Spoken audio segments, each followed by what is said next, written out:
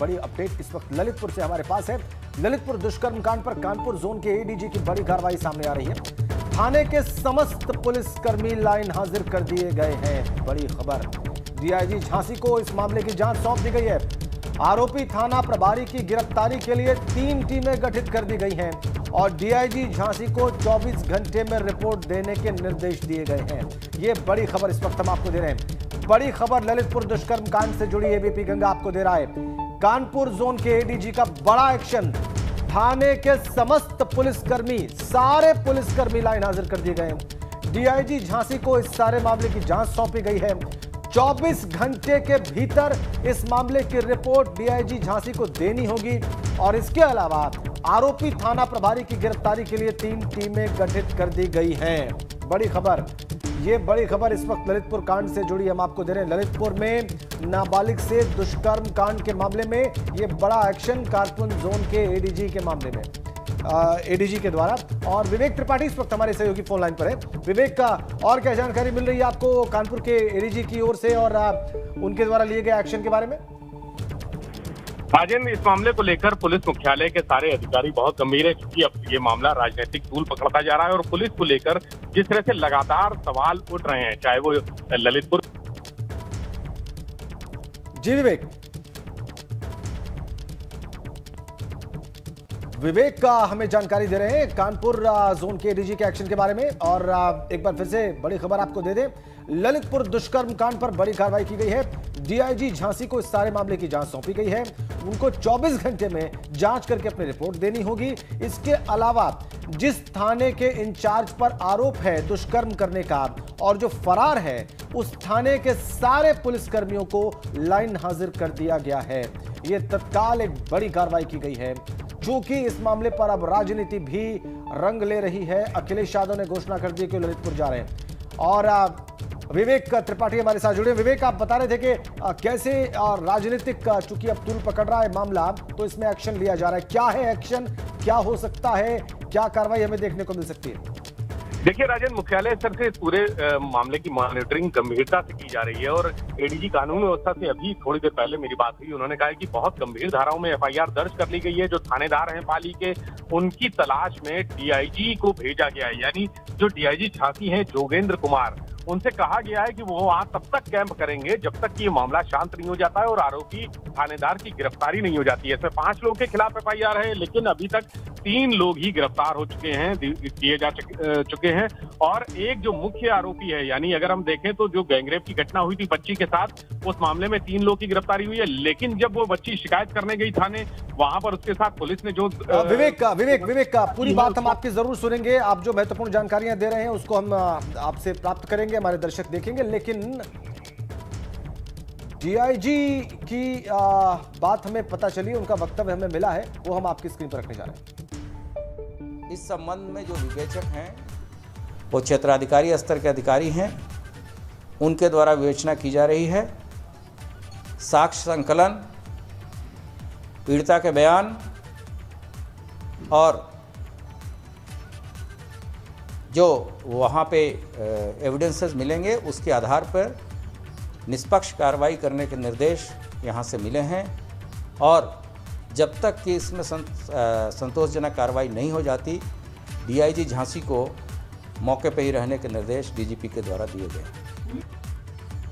तो आपने देखा, ADG law and order Prashant Kumar कह रहे हैं कि जब तक वहां पर संतोषजनक कार्रवाई नहीं हो जाती, डीआईजी झांसी मौके पर ही रहेंगे।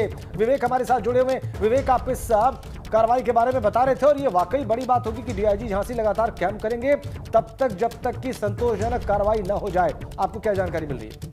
बिल्कुल राजेंद्र, देखिए डीआईजी कैंप तो करेंगे ही, लेकिन उनसे कहा गया है कि 24 घंटे के भीतर अपनी रिपोर्ट भी देंगे। यानी वो बच्ची जिस समय थाने पहुंची, उस समय क्या परिस्थितियां थी, बच्ची के साथ कौन लोग थे, उसको कहां रखा गया, क्या उस समय महिला पुलिसकर्मी थे या नहीं थे वहां पे मौजूद, अगर बच्ची को रात भर रोका गया है तो किन परिस्थितियों में रोका गया, और उसके परिवार वालों को कहाँ है, क्या उनको घर भेज दिया गया या उनको डरा धमका कर रखा गया, और जिस तरह से पूरी घटना हुई रात के वक्त, उस समय कौन कौन लोग थाने पर थे, उनकी भी जिम्मेदारी तय होनी चाहिए, उनकी भी भूमिका तय होनी चाहिए। शायद यही वजह है कि पूरा थाना लाइन हाजिर हो गया है।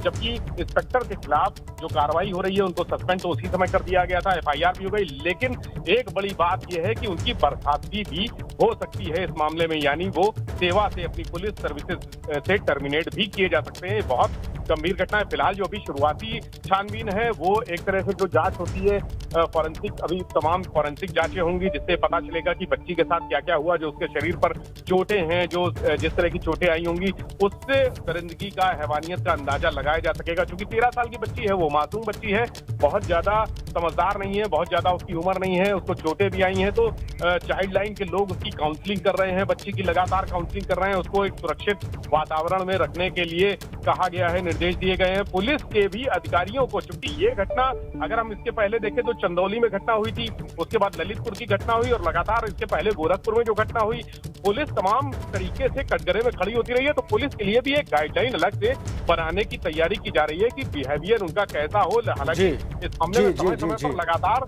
ऐसी गाइडलाइन जारी होती रही है, लेकिन पुलिस का जो चेहरा है वो बदलता हुआ किसी भी तरह से नहीं दिख रहा है। और इसी चेहरे, विद्रूप चेहरे की वजह से ये ललितपुर की घटना सामने आई है। वैशीपरा जो बच्ची के साथ हुआ है उसको लेकर एक नई गाइडलाइन डीजीपी मुख्यालय की तरफ से इस पे जारी हो सकती है कि आखिर क्या डूज एंड डोंट होने चाहिए, क्या कार्रवाई होनी चाहिए। अगर कोई थाने पर आता है तो उसके साथ जो बिहेवियर है वो किस तरह का बिहेवियर होना चाहिए, उसको किस तरह से, बहुत सारे आला अधिकारी हैं, तमाम बिल्कुल। और विवेक, इस तरीके के मसलों में हमेशा पीड़िता को लेकर ये सवाल उठाए गए हैं कि पीड़िता जब पहुंचती है थाने तो अजीबोगरीब उससे सवाल किए जाते हैं और किस तरीके से पेश आना है, ये बड़ी बात है अधिकारियों को और पुलिसकर्मियों को, इस पर क्या निर्देश होते हैं ये भी देखना होगा। आप नजर बना के रखिएगा विवेक, आगे भी आपसे अपडेट लेंगे। फिलहाल के लिए आपका बहुत शुक्रिया तमाम जानकारी के लिए।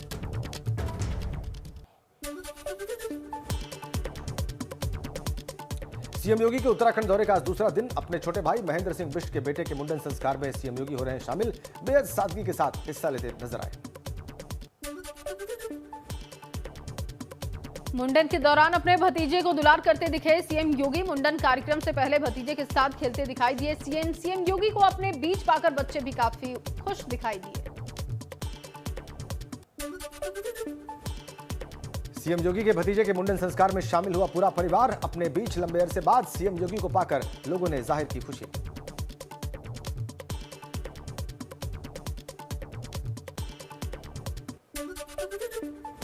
सीएम योगी के उत्तराखंड दौरे का आज है दूसरा दिन। सुबह परिवार के साथ गांव की सैर पर निकले थे सीएम योगी। गांव की पगडंडियों पर बच्चों के साथ टहलते हुए दिखाई दिए।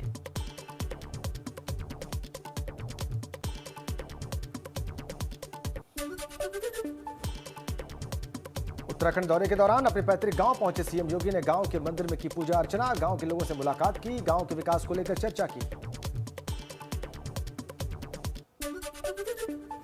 कल हरिद्वार में उत्तराखंड सरकार को होटल अलकनंदा सौंपेगी यूपी सरकार। भागीरथ होटल का भी उद्घाटन होगा। यूपी और उत्तराखंड के दोनों राज्यों के सीएम रहेंगे मौजूद।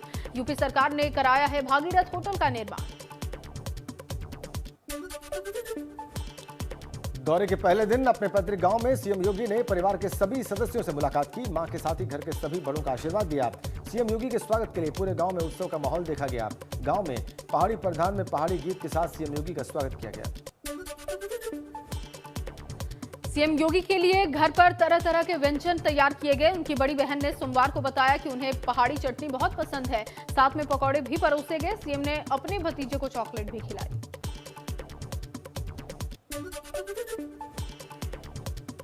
उत्तराखंड में गुरु को याद कर सीएम योगी आदित्यनाथ की आंखों में आ गए आंसू। कार्यक्रम को संबोधित करते हुए अपने गुरु अवैधनाथ का जिक्र कर भावुक हुए सीएम योगी। कहा, महंत अवैधनाथ जी भी इसी भूमि के थे। महंत जी ने डिग्री कॉलेज बनाने को कहा था।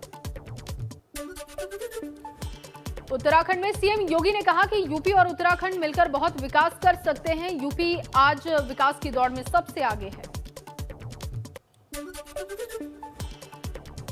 इस दौरान सीएम योगी ने कहा कि यहां का पानी और जवानी पहाड़ के काम आएगी। उत्तराखंड में पर्यटन की काफी संभावनाएं हैं। पर्यटन से यहां बेरोजगारी दूर हो सकती है।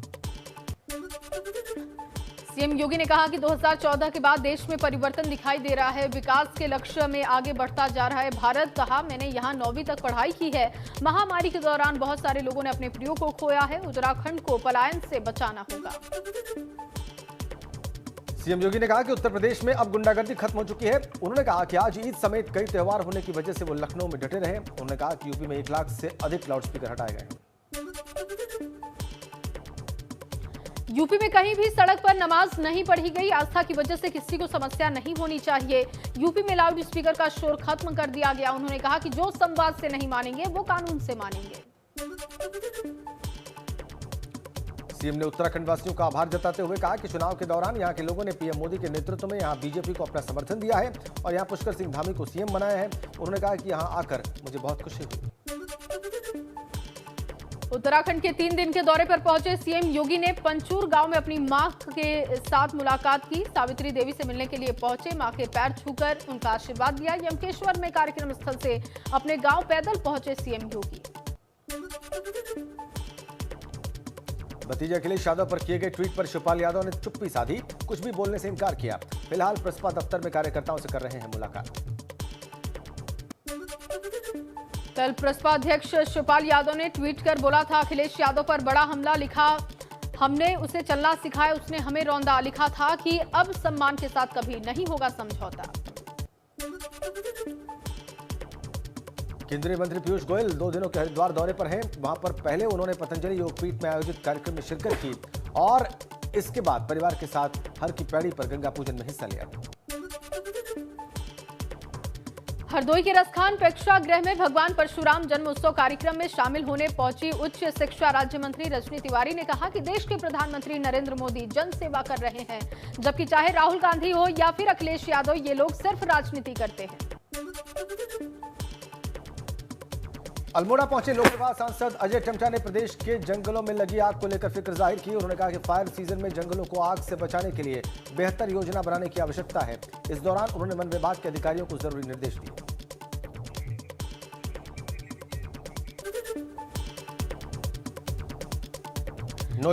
नोएडा में पार्किंग को लेकर हुए विवाद में लड़की ने जमकर किया हंगामा। सेक्टर 78 अंतरिक्ष गोल्फ व्यू 1 सोसाइटी का ये पूरा मामला। वीडियो में कार पार्किंग को लेकर नाराज दिख रही है लड़की। कार पर डंडा मारकर जताया गुस्सा। पुलिस ने मुकदमा किया है दर्ज। पौड़ी जिले में लॉ एंड ऑर्डर को बरकरार रखने के लिए सत्यापन अभियान जारी है। इसके तहत जगह जगह पर लोगों का सत्यापन किया जा रहा है। वहीं शहर के लोगों को आई कार्ड भी मुहैया कराने की तैयारी में जुटा हुआ है पुलिस विभाग, ताकि बाहरी लोगों की पहचान हो सके। बढ़ते अपराध पर लगाम लगाने के लिए खटीमा में भी पुलिस का सत्यापन अभियान जारी है। इस दौरान पुलिस ने कई उन लोगों का चालान भी काटा जो कि खटीमा में छिपे तौर पर रह रहे हैं।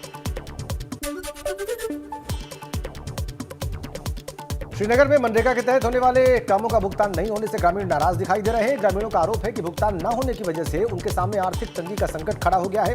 ब्लॉक प्रमुख ने इस मामले में डीएम से कार्रवाई करने की मांग की है। रायबरेली में 2 दिन पहले संदिग्ध हालत में गायब हुए अधेड़ का शव नाले के पास से मिलने से हड़कंप की स्थिति। परिजनों ने थाने में लिखवाई है अधेड़ की गुमशुदगी की रिपोर्ट। मामले की जांच में जुटी है पुलिस। इटावा में आगरा लखनऊ एक्सप्रेसवे पर बड़ा सड़क हादसा हुआ। कर्नाटक के पर्यटकों से भरी बस की कंटेनर से टक्कर हो गई। 2 पर्यटकों की मौत हुई। 1 दर्जन से ज्यादा लोग घायल हुए। बस में सवार थे 50 पर्यटक। लखनऊ के दुबग्गा इलाके में आग लगने से हड़कंप की स्थिति। अंध चौकी इलाके के शाही मार्केट में लगी आग। शॉर्ट सर्किट से आग लगने की आशंका। गाजियाबाद के मोदी नगर में स्कूल बस हादसे के बाद एक्शन में आरटीओ विभाग। स्कूल बसों की चेकिंग के लिए चलाया जा रहा है अभियान। अनफिट पाई जाने वाली बसों का किया जा रहा है चालान। मुरादाबाद में 1 साल के बच्चे को साथ लेकर ड्यूटी करती नजर आई महिला कांस्टेबल। बच्चे को बैग में टांगकर कड़ी धूप में ड्यूटी करती दिखाई दी महिला सिपाही। शोभा यात्रा के दौरान बच्चे के साथ पूरी की ड्यूटी।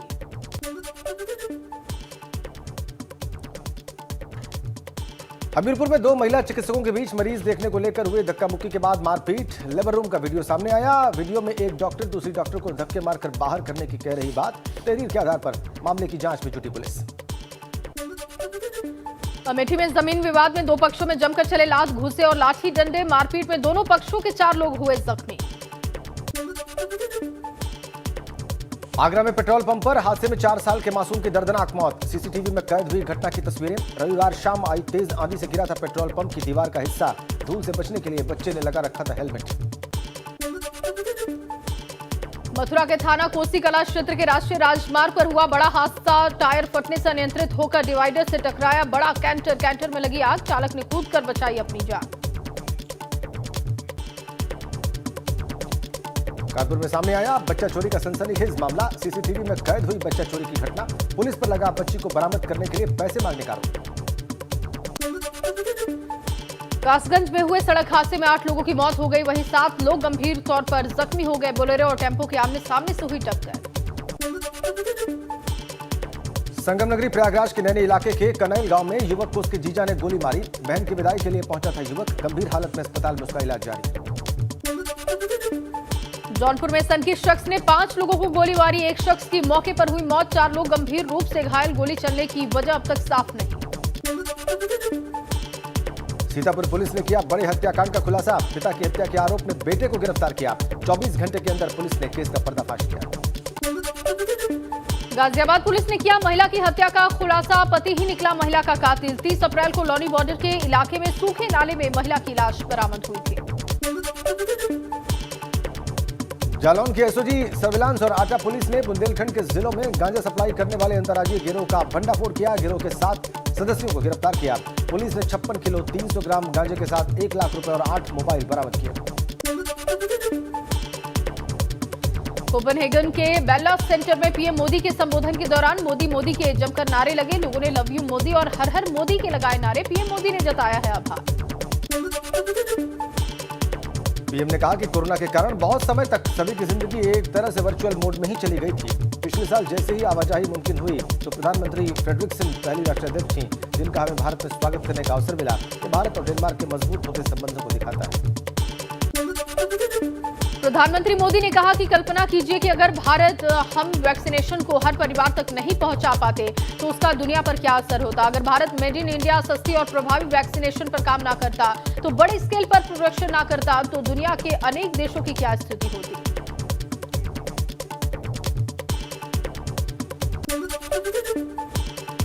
और इस वक्त एक बहुत बड़ी खबर हमारे पास है। भ्रष्टाचार के खिलाफ मुख्यमंत्री योगी आदित्यनाथ की सरकार की बड़ी कार्रवाई सामने आ रही है। गाजियाबाद के तत्कालीन डीएम लखनऊ भ्रष्टाचार के विरुद्ध जीरो टॉलरेंस की नीति के अनुरूप, देखिए ट्वीट, आदित्यनाथ जी ने तत्कालीन जिलाधिकारी गाजियाबाद को निलंबित करते हुए विभागीय कार्रवाई के लिए केंद्र सरकार से अनुशंसा की है।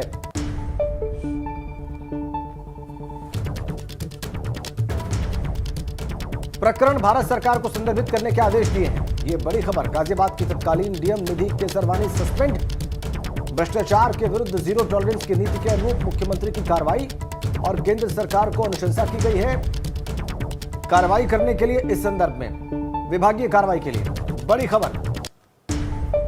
निधि केसरवानी उस वक्त की डीएम, उनके खिलाफ कार्रवाई करने की बात कही है, अनुशंसा की है योगी आदित्यनाथ सरकार ने केंद्र सरकार से और उनको सस्पेंड कर दिया है। ये बड़ी खबर। कार्रवाई के लिए केंद्र सरकार से अनुशंसा की गई है योगी आदित्यनाथ सरकार के द्वारा। अनुभव शुक्ला फोन लाइन पर है। अनुभव, इस खबर के बारे में और विस्तार से जानकारी दें, क्या मामला ये?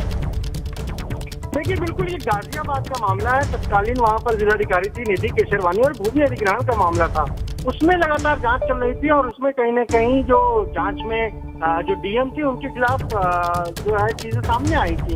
अनियमितता की भी शिकायतें थी, भ्रष्टाचार की भी शिकायत थी और उसी मामले में आज मुख्यमंत्री के निर्देश के बाद उन्हें सस्पेंड किया गया। हालांकि वो केंद्रीय प्रतिनियुक्ति पर जा चुकी हैं, तो ऐसे में जो आगे की कार्रवाई है वो डीओपीटी को करना है। इसलिए यूपी सरकार ने चिट्ठी भी लिख दी है डीओपीटी को। और केवल इतना ही नहीं, जो आप ये सोचिए नियुक्ति विभाग है वहाँ के जो अनुसचिव है, जो अन्य सचिव है, यानी जिनको इस पूरे मामले की जानकारी थी, उसके बावजूद भी केंद्रीय प्रतिनियुक्ति का जब कागज गया उसको किस तरीके से वो कैसे अप्रूव हो गया, कैसे केंद्रीय प्रतिनियुक्ति पर चली गई, जबकि उनके खिलाफ अगर कोई जांच चल रही थी, अनियमितता की शिकायत थी, भ्रष्टाचार की शिकायत थी।